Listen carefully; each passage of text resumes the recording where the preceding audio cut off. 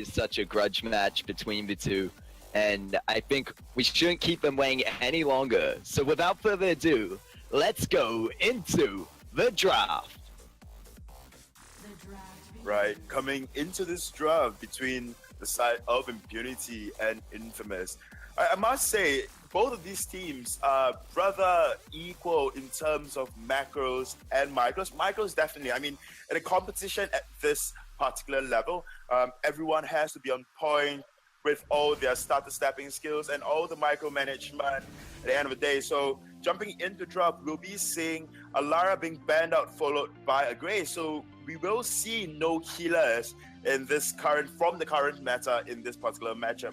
Although we've seen a rise in Adagio play, do you reckon Adagio will be used at all? But I mean, there is still Catherine that's open, and you know, like Arden is still open as well. No, I think very much at this moment, Adagio is an off-meta pick, and if it is picked up, it's surprisingly so, and usually won't be put in that roam position anyway. It is more of a lane pick, if anything, in the current, I guess, update. And we're going to see the likes of Arden as the first pick on the side of Impunity, I believe, on the blue side, and we have Infamous on the red side, so very fitting for their team colors as well. And there's going to be that Idris pickup in response, followed by the Glaive ban, and we know how versatile that Glaive pick can be, so I think a very good ban so far coming out from both teams. Yeah, but I personally would not see the side of Impunity picking up that Baron at all, although Baron is very strong at this point in time, but there is no reason whatsoever, especially going up against an Idris. Although the side of Infamous did ban Glaive, then, you know, there's a slight chance, and especially with that Taka, that Glaive ban, there is a slight chance that Baron may be picked up by the side of Impunity, but I don't think that's very likely. There are other better heroes to go into that of Idris, like say Black Feather, and even in the early game, ooh, that took me by surprise. They are going to secure that Baron for themselves for the side of Impunity, and of course, on the side of Infamous, we do see a Baptiste being picked up. Yeah, well, the Baron pickup might just work in this case because they have Arden on their team, and they did lock in that Arden as a first pick, so you could think they had something planned there. And having that Arden on your team is going to provide the Vanguard and layer on in the game the zoning provided from the Gauntlet there. So I think because of that, it isn't as bad to follow up with the Baron pickup, because we know sometimes Baron will struggle against Idris when he's up in his face. But in this case, you've got that Arden to kind of help out, and a strong front line by picking up that Black Feather to finish off the team of Impunity. Yeah, Black Feather does so well into Idris, as said earlier on. And so far, looking at the team comp coming up from the side of Impunity, they look very, very strong. And it's whether or not this Baron can play around that of Idris. Granted, there is a Baptiste being picked up for the side of Infamous, probably forcing, and we do see a roam Baptiste as well. That Baptiste may force Baron to jump jets out just to get into a better position and just to try to get out of the stun of the Ordained coming up from Baptiste as well. But then again, Baptiste has to try to lock down that of Black Feather, or Black Feather can just be on top of that of Idris and probably take him out in a matter of seconds. Because honestly, although you look at the team comp, we are definitely going to see a CP Black Feather, and CP Black Feather, like we all have always been saying, that he is all about that poke. You know, you're on point. Once you reach your level 8, you know, it just does so much damage. You poke, and then Rose offensive in to try to clean up. If not, then just deal your execute damage. But whereas on the side of Infamous, they've got that Samuel there that does that does better in that of early game as compared to the CP Black Feather. So I personally think it is just down to how both teams will execute their team comp, because they've got valuable counters into each other, and they've got checks as well. Yeah, I agree with you there, and I do think that they're both very good team comps that have been drafted for both teams, and no surprise there why both these teams are the top teams in SEA. However, I think I'm going to be personally leaning towards the side of Impunity on this one. I just like the balance they have there with a good backline and front line. And you could say the same for the Infamous build. It just looks a bit, I would say, more stable, if anything, for the side of the Impunity. Yeah, definitely. I mean, for the side of Impunity, I guess their team comp, like you said, looks a little more balanced because they've got their backline and backline burst damage from that of Baron, and of course they've got Black Feather to just be in the front lines as well. But whereas on the side of Infamous, I personally like and I prefer that the team comp coming up from the side of Infamous, because we have got that Idris that does so well into that of Baron. And granted, there is also that Batiste that can lock down Arden and even the entire team comp coming out from the side of Impunity. And on top of that, they've got a very early game CP mage, a mage in the jungle as well, in terms of that Samuel, which can, if played well, can probably starve that BF out. And if CP Blackfeather really needs farm, needs to get that initial Shatter Glass into that Broken Myth before, he can do any form of real damage. And there's one thing about CP Blackfeather is that he's got two power spikes. One is when he gets one is when he gets his Shatter Glass. That is when you can kind of roam up into lane and be a nuisance. The second one, of course, is when you hit your level 8. Or rather hit your level 6 when you have your Rose Offensive, and of course the level 8 when you have the Overdrive on that of On Point, when you have an increase in range and you can try to outpoke the side of Infamous with that increased range on your On Point. But honestly, I guess that the desk is very split right now. You are leaning towards the side of Impunity. I'm going for the side of Infamous. But at the end of the day, it is really just how they are going to execute their team comps, because they just do so well and they've got good, reliable checks and counters into each other. Yeah, and I think either way, with just how they've drafted, and it's going to be a very close match, and it's anyone's call. So I wouldn't be surprised. And as you said, both teams have those pros and cons available to them. So I think we're just going to have to see how this game plays out, how it transitions, which teams are going to be more aggressive, because we know a lot of the time that when you want to go for those engaged team comps, like of course both sides will be looking for engage and looking for picks, but then there's also about how good your team will be at being a reactionary team comp to kind of trap down anyone. And we talked about this yesterday, why CC helps, and that's why when you look over at the side of Infamous, with that Ordained being up on the Samuel, not on the Samuel, on the Batiste, and then the Oblivion on the Samuel, there's quite a lot of good CC there. And whereas they, on the side of Impunity, they're more so reliant around that gauntlet. And it's what we see a lot of the time when Arden is present in a game, that these teams will have to be reliant for their engages, mostly around those gauntlets at the end game. Well, yeah, but there is one thing to consider as well coming into the late game, when Baron is just so much stronger as compared to a team comp coming out from the side of Infamous. So that is one thing that we must consider. And you know what? I guess we are into the fold at this point in time. So you will be casting alongside of that of Asurai, I assume. So take it away. Yes, thank you, Luxura, for that. And hello, Asurai. How are you doing? I am doing well. More Vainglory action today, so I'm excited to see how this will pan out. We are in the semifinals, if I'm not mistaken. Yes, we are. First matchup being Impunity as against Infamous. So let us know in the chat which team you guys are cheering for. And with that question, Asurai, looking at the draft here, which team are you going to be cheering for? Looking at it, I might have a little bit of a heart, or lean towards a little bit more on the Impunity side. I do like the pick on the Baron and the Black Feather, especially just to counter out maybe the Batiste.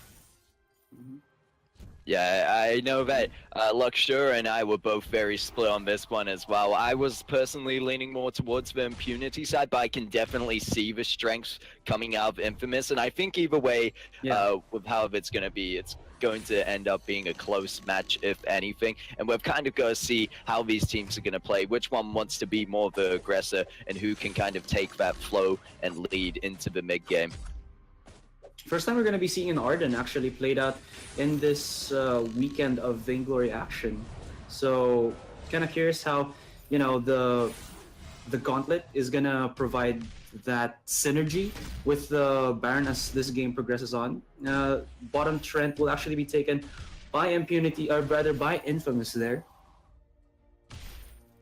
So, yeah, it looks like not too much early game aggression by either team. Of course, Infamous were able to sneak that one out and kind of sticking together. You saw Quartervore actually going back first, and now we see both the roamers rotate up to lane. And if anything is going to be, for the most part, in the early game, that heavy lane-focused game, I believe, where they're trying to get the ganks off. But right now we see Blue City trying to go in for a bit of aggression there, and you could see the quick rotation coming out by Quartervore down to lane, but Quartervore now making his way back up to that lane, is going to get caught out by the whole team of Infamous for a second.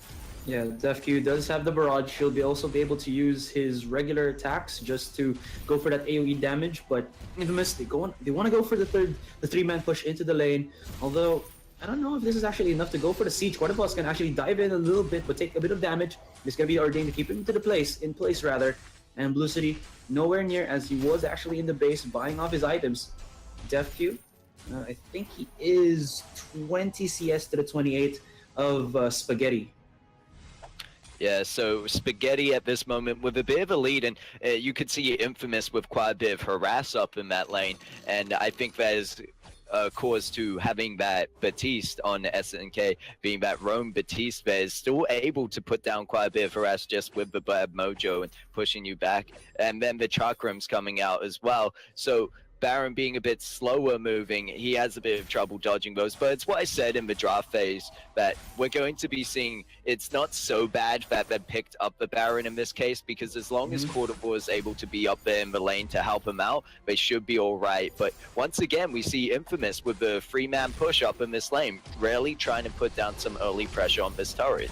And speaking of early pressure, look at Quartervore getting a little bit caught out here, but he will be able to get a little bit of healing from his items. Where is Blue City with his Black Feather? He's not actually going to care for his teammates just for this moment. He's going to be looking to actually get the camps on the opposite side of Infamous's jungle. And while that is happening, Infamous are going for the push, going actually a nice amount of damage onto this turret. So you got to be careful. But looky here, Blue City able to clear out a huge chunk of jungle.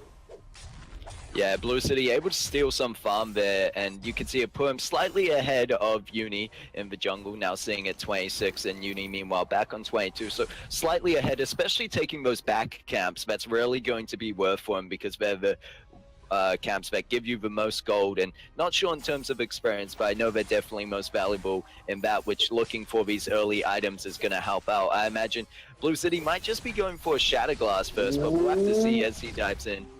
Here we are, the fight breaks out. There's going to be DefQ into the sides. He's looking for the damage. Look at that. SNK and Uni, or rather Uni, very low in terms of the HP. Although Spaghetti still high on it. No ultimates just yet for any of these players. So probably not enough firepower for both teams to actually find that first blood. Although I could be wrong here. SNK throwing out the bad mojos into the sidelines. There's a Drifting Dark from Uni, trying to push with it. Push out the Massive Verdict, and looky here, it's going to be Infamous to break down the first third of the game. Well done. Yeah, and no surprise there with the pressure Infamous was putting down in that early game, always having 3 members up in that lane, and not really paying too much attention to Blue City. The fact that even though he rotated into the back was slightly negated when they took away about half his farm, or half his jungle anyway, so I think Infamous doing a great job of starting to control this match and control the flow. And as I said, it's going to be up to which team can do that, because they both have great drafts. However, looking at the side of Impunity, you can't take away from the fact that they do have a good late game team comp on their hands. Yeah, but do you think, like, maybe there's a lack of range this early on for Impunity. That's why Infamous are getting all of these, I would say, free turret damage, free harass when they try to push a lane. Do you think that's the reason why? Because they have the bad mojo, they have the Shafram. Even though these aren't like really spammable skills, they're at least you can throw them out faster or more occurring than Impunities. Ooh, Blue City getting close. He does get caught out by that Ordained, but wow, look at... I think it's just also the damage between all three of them there. You saw how quickly they're able to take back Crystal Spaghetti though, Sentry. he's going aggressive. He wants it. There's the Shimmer Strike. Blue City does have the heal, as well as a shield from that Vanguard, and Death Q pushes him back with the rockets. So there you go, kaboom. But yeah, you were saying... Yeah, just as a group, they have a lot of poke damage, and you were talking about the range coming out of Infamous as compared to Impunity that really doesn't have much other than to rely on that Baron for now. So I think Infamous very smart in utilizing that team comp the way they are in this early game to get that advantage. And you can see they're also giving some farm to Spaghetti. They want to get him a few arms ahead, and I think that's always important when going up against a Baron to match him for item to item, if not to get more than him. So I like the way Infamous playing this one. Yeah, for sure. And Spaghetti does have a good amount of itemization. He actually went for a coat of plate, so he's gonna go a little bit defensive with his Idris. Doesn't want to go too deep with being I would say somewhat of a glass cannon assassin.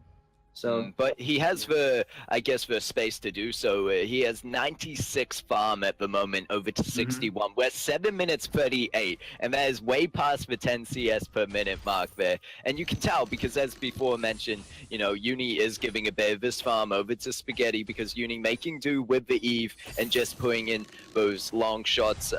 I'm surprised he didn't pick up a Frostburn. I understand the Eve for sustain, but a Frostburn could still help the team out, especially getting onto targets. So that might be the second item coming out of Uni. Yeah, but as long as I think they have the Batiste with the Ordain and the Fearsome Shade, that Frostburn is negligible for the meantime. I mean, I could be wrong, but I feel like that's going to be the case here. But Infamous, right now, already working on their second turret. This is actually putting Impunity in a very bad spot. And you can see DefQ forcing his jump trips forward just to get that double attack in. But here comes the Ardent. Oh, the quarter ball might go down. Oh, the Shimmer Strike from Spaghetti will almost connect, but that's not going to be enough. Here comes Blue City from the sidelines looking for the opening. Has he already used the Rose Defensive? Not just yet. Goes in with the poke. But still, Infamous spacing themselves quite smartly against Impunity here. The timing, the spacing, everything falling really well into the hands of Infamous. They're looking for a quarter ball. Does get connected with the bad mojo as well as that Ordained. But still, they don't get the kills. Do they know Blue City's right here? Oh, he's on the sides. They know where he is. Chasing him down. Can Blue City get away? He does have the port, but he will get caught out, and he should get blown up. That's going to be another kill here or rather, a first blood here for Infamous. Yeah, I'm surprised that Blue City in that situation with two of the stacks on that Rose offensive didn't just escape with one of them earlier than he did and tried to just, I guess, walk it out a bit. He had to have known that most of Infamous had to be there as they were just previously in a team fight. And you were talking about Infamous just playing that one so well and having control over that. I saw when Spaghetti using that Shimmer Strike onto Arden, it was a bit of an offensive move, but also quite defensive in the sense that he has gained that moment of invulnerability as the Fountain was used on his team. They are respecting the damage coming out of DefQ more than likely because he has that Sorrow Blade and that Tension Bow, which we know once Baron is able to get those two arms makes him quite a threat in that in this situation. And also that's a great reason why for Spaghetti and SNK to have already focused so much on armor to just try shut him down. Yeah, and aside from that, Infamous have been pretty damn on point. Quarterball has still yet to set up a nice initiation for Impunity here. Maybe that's the reason why DefQ can't really get the shots off that he needs. So the other thing here is Quarterball doesn't have, I mean, that much of leeway. There's always that Ordained, there's always going to be the Fearsome Shade to counter him out, and Spaghetti's going to be fearless with that Shimmer Strike. Look at the damage, and he will finalize the kill. And DefQ, way out of position there, gets caught out by the Fearsome Shade as well. And that's immediately 2 kills here for Infamous. They're really pushing this to the pedal to the metal, as we like to call it. 11 minutes into the game and already breaking down on that choke turret. Wow. Yeah, and you can really see how just that coda plate allows Spaghetti to be able to dive in there. Not really fair about the Baron at this stage, even though Baron having quite a lot of good items at this moment. As I mentioned before, it's really Spaghetti able to jump in there after they've done enough poke, and he's just able to secure the kills like that. And then we look at the control that Infamous have so far. If we look, I know 3 kills isn't much, but at 10 minutes in and they're the only 3 kills on the board, they've been able to do a lot of work with that. They've taken 2 turrets already, a gold mine, and I believe they might have even just finished off the Crystal Sentry completely already by this stage. I know last time I saw it was at One Life. I'm not sure if they took it on their way back to gold mine just then, but it's really reflecting in the gold lead as well. Have you ever seen like a 10k gold lead at just past 10 minutes in? They're Never. almost sitting at that, being 30k over to 21.5, and I thought this was going to be a close game, but they're just giving Impunity no chance to make it to that late game. That's true. And the other scary thing here is that this Arden has built, of course, Crucible and Fountain of Renewal, but as I've learned, you know, one of the counters to a Crucible, if you have an opponent that or if you have like an AoE skill for crowd control, is you get yourself an Echo. And look at the Batiste, SNK, building himself out that Echo. So you got yourself that double Ordain and double Fearsome Shade. And I don't know, this might actually just catapult Infamous to victory in this first game. Could be. So now we're gonna be seeing Infamous here actually just take out every single camp, or rather jungle monsters that Impunity have. Not gonna allow them to actually get out of their own base and get the farm. And you know, because of that choke turret being destroyed, Impunity's base are ripe for the taking already. I mean, maybe just 2 minutes more, wait for that Kraken, and even though Infamous, even though they have that 10k gold lead, I think they're still a little bit hesitant here to finish off because, like you said, like I Request a Duel said, there is that 2 itemization coming out from this Baron that makes him very scary. That is, again, the Sorrow Blade into Tension Bow. He already has also a Tornado Trigger, but he built himself into a light armor, so now he's kind of afraid of Idris's damage. So we'll have to see, if ever, how Impunity will actually try to protect the Death Q, as Infamous have so many ways to just get into that back line. Fearsome Shade, Shimmer Strike, Shroud Step, you name it, they have it all.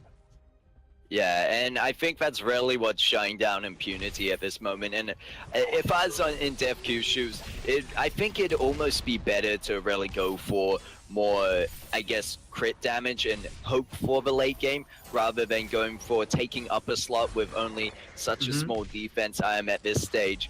And I think they really need to rely on winning out a team fight with Cordovar landing a good gauntlet. It's not going to be the case there, but he doesn't have the Echo quite yet, so they shouldn't be looking for a fight here. But they will. There's going to be the Fearsome Shade. Nice blockage though, but Spaghetti has other plans. He will be backing away with the Shroud Step, as SNK will be the front man for Infamous right here. But like he said, he wasn't able to use a very good gauntlet right there, and I think this is going to be a very bad situation right now for Impunity, because 80-second cooldown onto that ultimate, while the Kraken will be spawning in about 20 seconds. So if ever Infamous do use that opening, there's not going to be a, let's say, Colosseum for Impunity to lock down Infamous for just a little bit. So this is going to be a little bit scary here, or actually a lot scary for Impunity. What do you think? Yeah, I would be worried if I was in Impunity shoes, because even trying to challenge this Kraken at this point, there's so much damage coming out of Infamous because they've gone so far ahead at this point. We see 38.3k gold on the side of Infamous over to 26.9, and it just got out of hand at some point, and Infamous have, from the start, we saw the pressure Infamous were putting on lane, and they've just had control of the match since. And even with only 3 kills on the board still, whenever there's a team fight, they're always the ones to be initiating, they're always the ones to be putting the damage down. And I think unless they're going to make some kind of mistake, or someone gets caught out alone in a possible 1v3 situation, and then Impunity is able to have the man advantage, I think Infamous have this first round. Yeah, true enough. Blue City, looking at that CP Black Feather, doesn't have as much damage as I think they would want. He only has, I believe, the Broken Myth. Spaghetti, a little bit sneaky into the sidelines. Oh, Carnival will be spotting out with the Solar Flare, so no joy for Spaghetti just yet.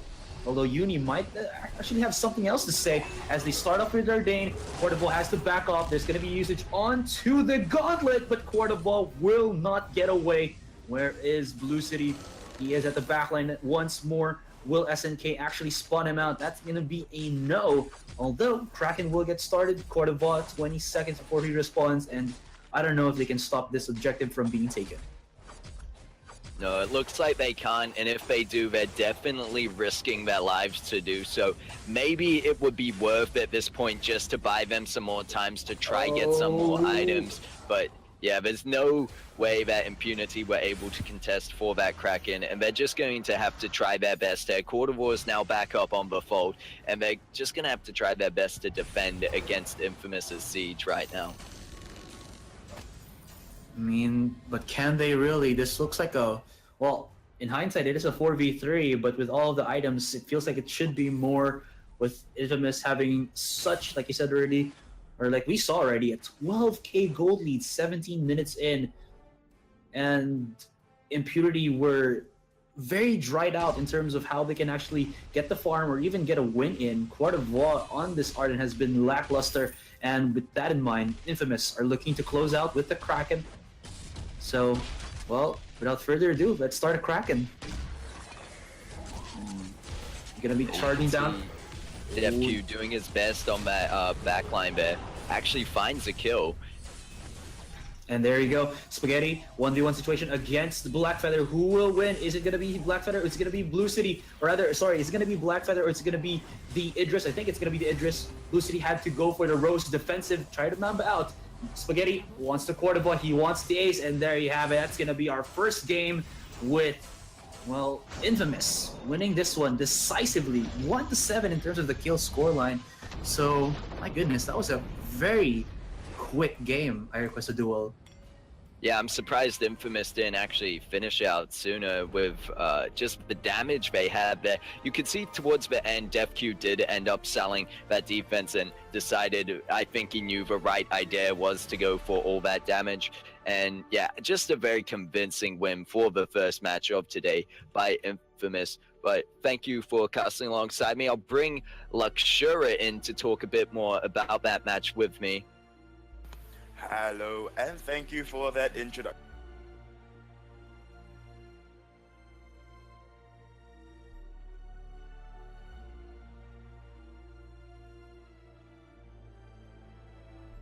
You know, for the side, like I said, pre-game was that the side of Impunity and Infamous, they've got both of them. They've got even heroes. They've got pros. They've got their cons as well.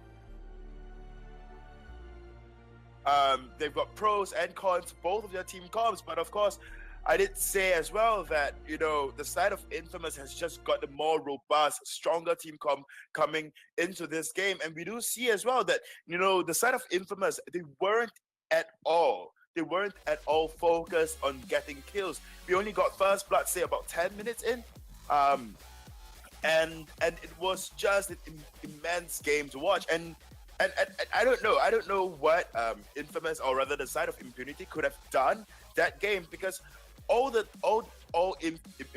Infamous did, oh my gosh, I keep mixing both of these teams up, but all Infamous did for that game was try to push the advantages and of course capitalize on every little mistakes that the side of Impunity made, and that's why you see throughout the scoreboards, although the side of Infamous has got an 11k gold lead, but it's really not from kills, and they were just very objective focused. 16 minutes game, and all we see is just 8 kills on the board. Yeah, I mean, it's quite...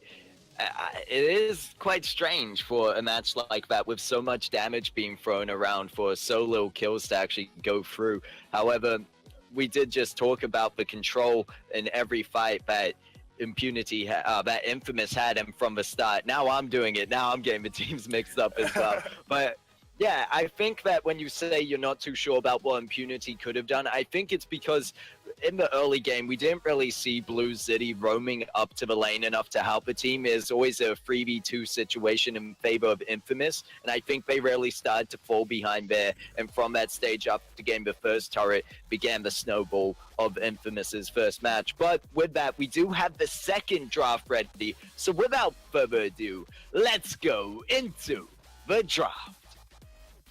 And we are into draft, but then you made a very good point earlier on that the side of Infamous, or rather Impunity and Blue City, did not roam up to lane.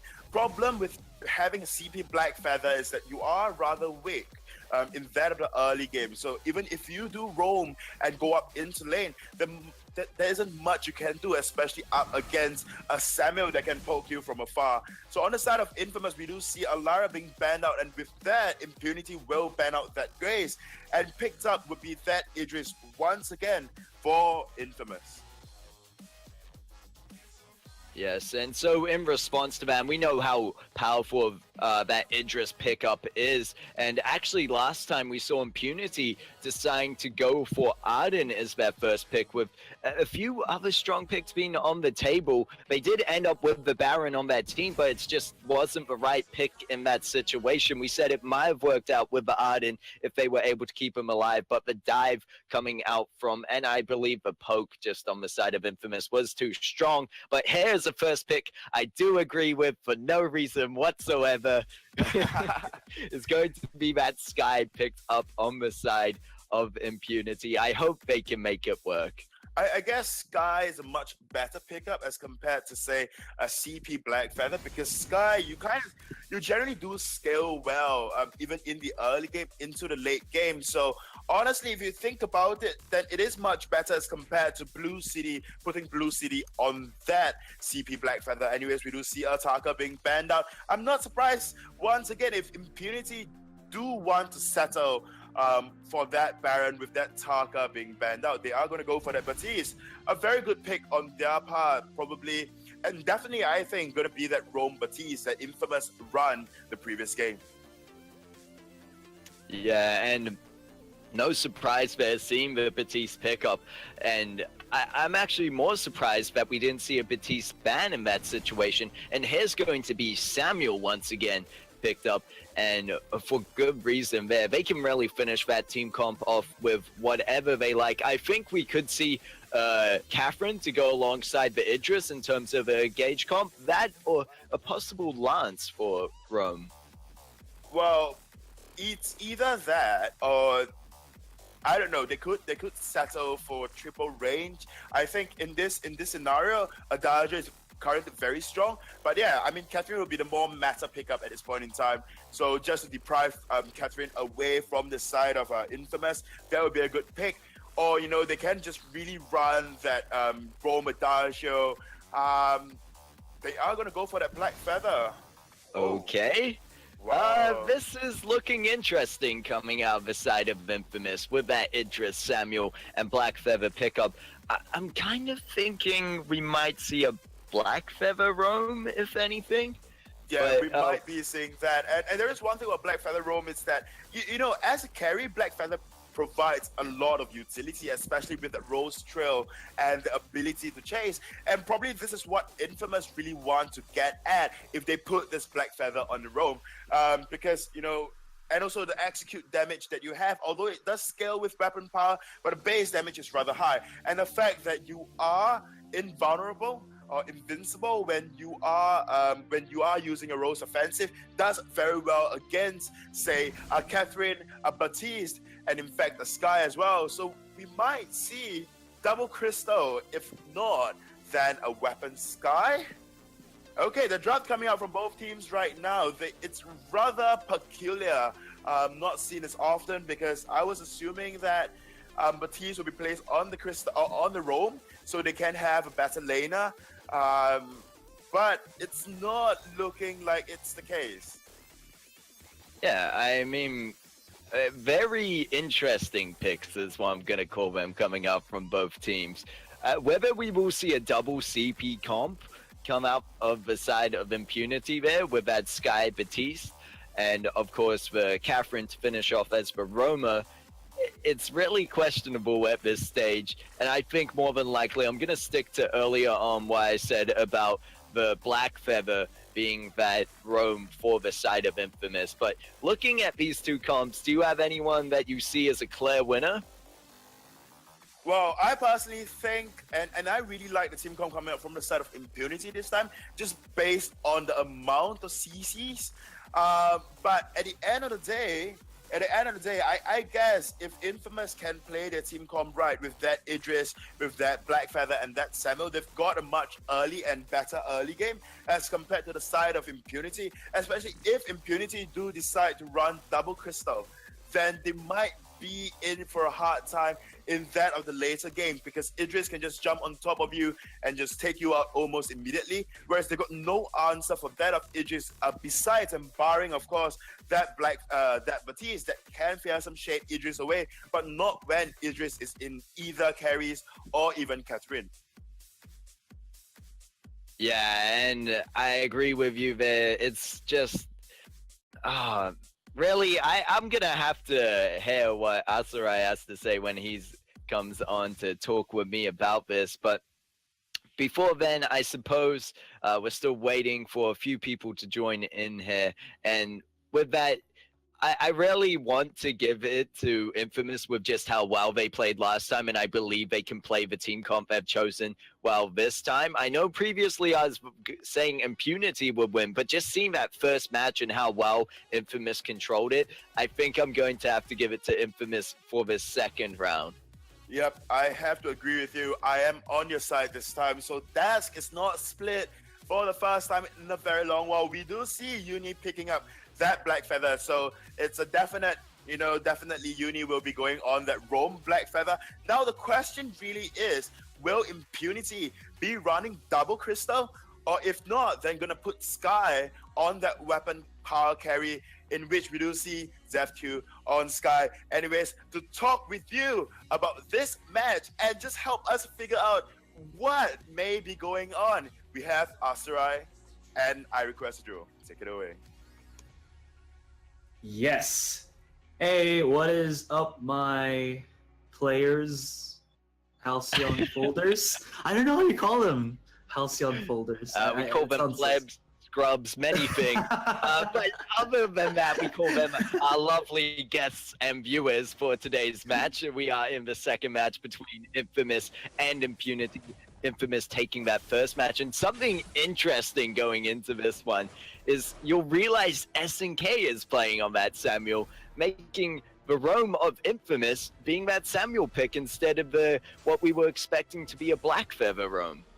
Man, I think I in a way I kind of like the Samuel, just because when you do have that drifting dark into the Malice and Verdict, there's so much, I would say, spam potential from him, and then at least if he goes a bit too over aggressive, the punish that a Catherine and Batiste can do may be negated with his sustainability. Maybe that's the reason why Infamous did this.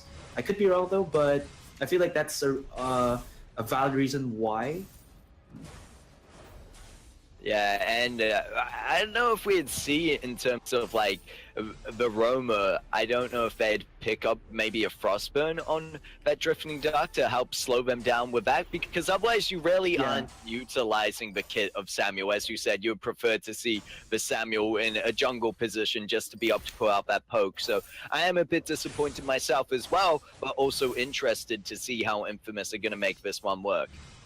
Yeah, because they have a lot of dives right now. The real question here is that, is this enough dives, or does Impunity have enough stave away potential to keep the Sky alive? I mean, she does have the Surge Strike for the mobility, even the Ordain from the Batiste, and maybe even the Merciless Pursuit, just for that single target lockdown, so that nobody can touch the Sky here. So it's kind of, I don't know, a little bit of an iffy situation for Infamous, but then come mid-game, late game, there's a lot of damage coming out from the Idris, plus the Black Feather, but looks like Impunity will bring the fight to Infamous right here, and they're starting it off strong. Gets the first blood already. SNK trying to run away. Can they connect it? Bad Mojo to burst down onto SNK and Spaghetti. I don't think he'll get DefQ right there, as DefQ was a little bit out of reach, and that's going to be an early ace here for Impunity.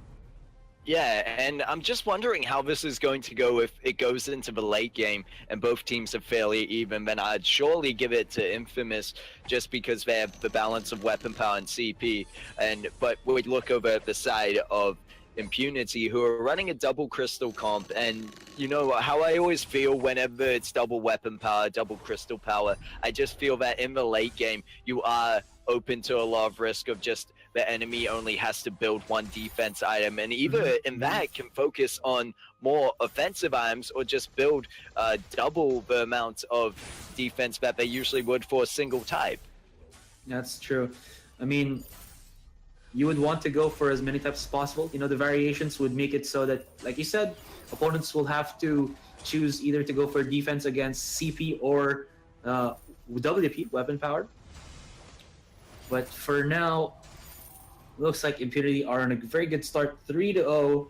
They have around a 400 gold lead. Here comes SNK. They're charging in onto Court of Wall, but this is a Catherine. She does have the Storm Guard, does have the Versus Pursuit with the mobility. Like we keep seeing on the previous day, how quick her mobility is. And that's Storm Guard for the tanking. And Court of Wall fearless as DefQ actually holds his hand in the lane. Yeah, and it might have just been a lucky take by Impunity there, but obviously moving in as a team well coordinated, and I think we can expect that from both teams. In the previous match, we saw how well Infamous played when they were always up in the lane, and it was what I noted as a problem, that I think Impunity was always just a man down up in lane, and that could have even helped them just win the fights or stop the snowball as much coming out from the side of Infamous. And already we see Impunity doing that kind of similar strat that we saw Infamous doing, and now putting everyone up in the lane. However, Infamous, not afraid to back down from that, are going to respond to that. They are responding right now. Indeed, Uni from the sidelines goes in with the poke. Spaghetti is right here. Uni's the first one to actually get level 6, so he does have the Rose offensive, but I don't think that's enough of a momentum shifter here in terms of the skills to put this in the favor of Infamous, though they might go a little bit sneaky. SNK right here to the sides. Now he's just going to provide a little bit of support into his lane as he tries to break down the minions pushing through it. And, well, there you have it. Nothing yet to follow for Impunity. What's their next step here, do you think? For the side of Impunity, I think really just trying to get that early game is going to be so important to them. As I mentioned earlier, with problems we may see into the late game, and that shows even more reason for them to stick together. But their team comp rarely works well together. If you're able to catch out those that Blue City is able to trap in the Ordained, and then Court of War being able to follow up with the Merciless Pursuit, it's a very good CC combo that they have there. And once DefQ hits level 6, we might even be seeing some of that change into possible Death from Aboves. And yeah, I like to see that kind of strength come out from Impunity in this early to mid game, because otherwise, as I said earlier, I think just the balance of the side of Infamous's team comp will pull them through. Of course, Samuel not being a meta roamer at all, I think he's still going to be able to make it work, because he will have that Oblivion when he hits level 6, and that'll be his form of CC. Other than that, providing, I really don't know what he's going to be able to do with the Malice and Verdict, but we're gonna hope for something. We'll see first if he will be building into that Frostburn just for the slow of it. The soft CC is really going to be good. But Infamous, as immediately as they saw that there's only 2 people here onto the lane, they immediately break down the turrets and catch off Impunity off guard here. Quarterboss going aggressive. He does have the Merciless Pursuit, but Rose offensive from Uni just for the back off, just for the meantime. Quarterboss down low on HP. Here comes SNK into silence, pushes out the Malice and Verdict with a little bit of that zoning. And looky here, Infamous able to break down a turret. Yeah, and Infamous obviously going from that turret directly to the gold mine, really want to push their gold lead. And we saw in the previous match how well they're able to start snowballing. So it's really only a 1k gold lead, or just over to a 1.5k gold lead, when they're seeing it's 16.8 over to the 15.3 on this side of Impunity. So it's not much right now, but you saw how well they did it. They did it without any deaths handed over to the side. Of course, they weren't able to get kills of their own, but we even saw reflected in the scoreboard of the last match with, I believe, there's only something like 7 kills on the side of Infamous by the end of the match and 1 on the side of Impunity. They're really not focused so much on kills, whereas they're focused on objectives and winning the game overall. Yeah, because, you know, in a game like this, kills matter only so much as you get the objectives, because if you get the kills and you don't transition that into pushes on the turrets, you know, the gold miner, even the Kraken, once you hit that 15-minute mark, is not really going to transition you for a win. Although, come late game, who do you think is scarier here? Is it going to be Infamous's, I would say, double dive Black Feather Idris, or is it going to be Impunity with their somewhat CC control type of composition and the Sky in the backline? Well, I think if Impunity are able to chain their CC well and get the jump onto Infamous, then I would go for them. But in this case, Infamous just proving strong so far. Of course, they don't have the kills on the board to show for it, but I think that Infamous are going to be able to. You see them already building into that shield, that they're going to respect the fact that we're going up against the double CP comp. They're not going to leave it too late to start building defense against that and should have the upper hand in that sense. So I think it'd be scarier to go against Infamous, and especially we saw last game how scary Idris can be once he's built up, just diving into the back lines. Yeah, blowing people up.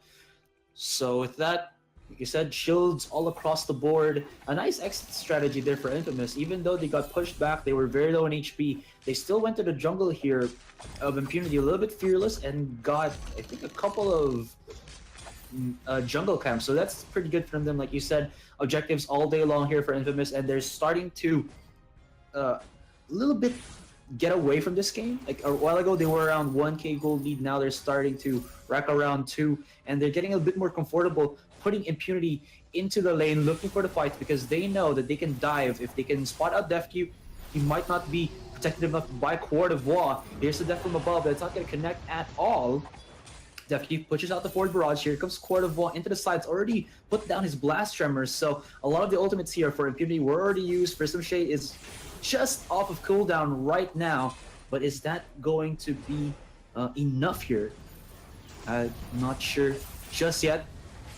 Okay, fight might break out here. They're really just trying to figure what the others would try to do. Uni a little bit caught out here, has to back off. There's Quart of War. He finds an opening, but immediately Blue City from the sidelines uses the bad mojo and the Fearsome Shade for that pushback just for the meantime, as Infamous almost taking down DefQ. Quart of War still here, trying to do the best that he can. There's going to be the Glimmer Strike. Where is Spaghetti? He pops out, but he gets killed himself, and Quart of War looks to actually connect the Merciless Pursuit. DefQ gonna try to follow. He goes for the Rose Offensive to the sides, has the shield. He's trying to back away. Look at that poke onto the Batiste. He actually pops the Batiste from that far for range. SNK, maybe this is why the reason he has the Malice and Verdict, because there you go. It's gonna be perfect. Perfectly aimed, and that's gonna be the ace here for Infamous. They do lose Uni, but they get themselves quite a bit of a fight there. Wow. Yeah, it's quite interesting to see that SNK, although with no damage at this point, just by being in Malice and being able to have those empowered Malice and Verdict seems to be enough for him. And as I mentioned earlier, surprised to not see Frostburn coming out, but what it looks like we might see is with that Void Battery, it could go into the Echo, and you want to get the Oblivion. It's just quite a big range that you're able to use, and it'd be good for zoning potential into the fight, especially when Idris would jump in there. And right now we see all the kills going over to the side of Impunity as they pick up another onto that Samuel. They are at 6 kills to 3. They might find their first return turret in this situation, Mo. Let's see if they can, because Infamous are going to be looking to say no. SNK is still 4 seconds out of the fight, but I think Spaghetti and Uni are just enough to stave off the pressure. I could be wrong here. Quart of War goes with the connection on that Merciless Pursuit, forces out Uni to use his first Rose Offensive, but you got to remember, guys, that does have 2 charges on it, so you can use it twice in succession. And Impunity, once they saw SNK was going back into the lane, they immediately back off. Yeah, so, ooh, Infamous game, ready for a fight possibly. Very good, I guess, positioning, you could say, by the side of Infamous, more so just sticking together all the time, and we've seen it through from once they take the first turret, I'd say, they generally start to stick together, and it's just from there, they're ready for any fight. They don't want to be down a man in a lot of fights. And you can see as soon as they see someone on the side of Impunity about to back away, as we saw previously at that turret, they're ready to go for objective or to initiate their own fight. Now, there is, like you said, with the Void Battery, an Echo build onto the Samuel. So this is double Drifting Dark, double Oblivion. So this is going to be pretty interesting on how Infamous are going to use this to actually catch off or maybe initiate with Uni and Spaghetti. As for the side of Port of Vaw, he did not go for an Echo himself, or will go for an Echo himself, but he prioritized going first for the Fountain and that coat of plates plus the Crucible. So he's really just looking to counter the CCs that Infamous are trying to stack up here. Still, no blood has been spilled just yet. Uni is a little bit out of position here. There's a death from above by Def Q, but he takes quite a bit of damage with the poke. There's the Oblivion. Asleep is going to be the minions, but sadly enough, Cordoval was just out the edge of that one, so no harm, no foul. Oh, yeah, they still want to go for the fight? Yeah, it looks like they will try jump onto Cordoval here, who's a bit tanky, especially with the help of that Crystal Sentry that no one's really putting in check. And here we go. Fight might break out here. Defke uses another ultimate of his, but now they're kind of put in a very weird situation where Infamous are breaking down into this turrets. They're going to be going in aggressive. And look at the HP of SNK. It's going to be very low. Oh, the Drifting Dark keeping him a little bit alive there with the massive verdict as well. And the dive from Spaghetti and Uni enough to slash away at their targets. There's Cordoval, uses a Storm Guard, putting back the damage as he is trying to tank it as well. Merciless Pursuit just to get back into his base for the heals. 11, 10 seconds onto his teammates. Will this be enough? Look at the damage from this Black Feather, from this Idris. And ladies and gentlemen, what a game from Infamous. We thought it was going to be Impunity with that 3-0 start, but hello, 2-0. Yeah, Infamous taking that one strong, and you saw in that last fight, Infamous just dodging right past the rest of Impunity and going directly for that anchor turret. They were able to break through that, but not only do that, they were able to turn the fire around, pick off enough kills to push it through to the end and finish out that game. So Infamous finishing strong and in that 2-0 for our first semis of the day. But to talk a bit more on this match, I will bring in lovely analyst Luxura. Hello, that was an amazing... Honestly, we...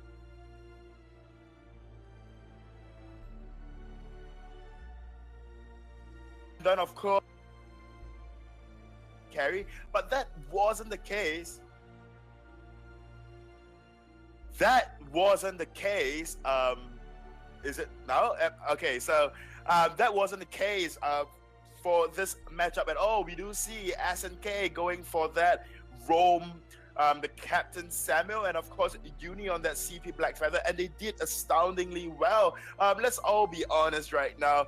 Although the side of Impunity, they've got 3 early kills, and in fact, on top of 3 early kills, they scored an ace as well. But as Asurai said, kills are not that important if you cannot transition those kills or translate those kills into that of, say, you know, objectives, your turrets, your gold mine, in which the side of Infamous did very, very well too. I mean, even down on kills, Infamous managed to push that first tower and afterwards just steamrolled through the side of Impunity at the end. Yeah, and I'm really no surprise with how Infamous played that first match, and it was why in the draft phase, even though it being quite a strange draft, I was just going in favor of Infamous and knowing they'd be able to make it work out, but more surprised by the fact that Impunity didn't try take advantage of the fact that you're going against a non-meta support and try put a real solid team comp together by having maybe a weapon power carry or jungler, just in that case, along with that Sky. Yeah, I mean, double CP carries, we've spoken about this before. whether or not it's good, it's really just down to how easy it is to cover up that CP weakness, and just, I mean, as for double weapon power, because Tension Bow is so good in this current meta as compared to, say, Broken Myth, who do not have that armor pierce, or rather the shield pierce, as much as that of Tension Bow. So, you know, that is why I guess the style of Impunities, they have got a lot of damage, they've got a lot of CCs, but at the end of the day,